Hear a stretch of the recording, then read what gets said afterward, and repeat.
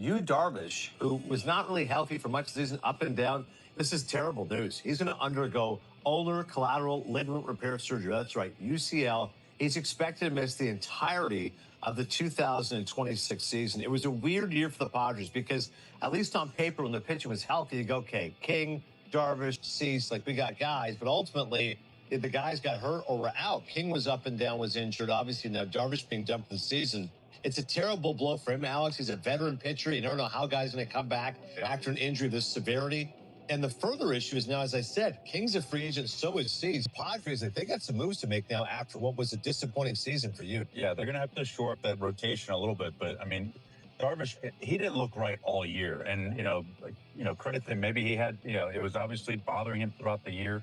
And he was trying to make it work over the course of the season. But, he's 39, but when he comes back and actually is able to throw, he'll be 40. So that, the most recent example I could think of, was Verlander having, surgery, and he ended up, he did win a Cy Young the year after, but, That's true. That's the outlier, not typically what happens. And, but Hughes had a tremendous, be interested to see what he can give, at least because his contract's through 2028. He's owed $46 million. Yeah, so he's not walking away from that. And he's always been someone that's very in tune with his body.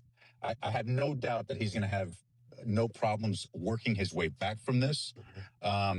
Just to see how effective he can be once he's healthy again for the Padres. But the Padres have some work to do as far as the rotation. You got Pivetta, you got Musgrove is coming back from Tommy John. Yeah. The question mark with Mason Miller, there's been talk about maybe trying to, get him into the rotation, stretch him out. Depending on how their offseason goes, that he's kind of like the X factor. Do they, bolster the bullpen, and put him in the rotation, or leave him in the bullpen and then, try to, sign a guy or two to, to be able to add some depth to that rotation. Yeah, I love Pivetta. Musgrove's coming off at Tommy John, so as you know, that takes a few months to kind of get back to who you are. Vasquez is good. I wish he threw more velocity than 4 and 5. They could kind of like Waldron's a knuckleball. I don't know what you're going to get. So, free agent starting pitchers, hey, go after Shane Bieber, potentially. Framber Valdez, obviously a massive name. Ranger Suarez. I mentioned Cease. Chris Bassett's there. Zach Eflin.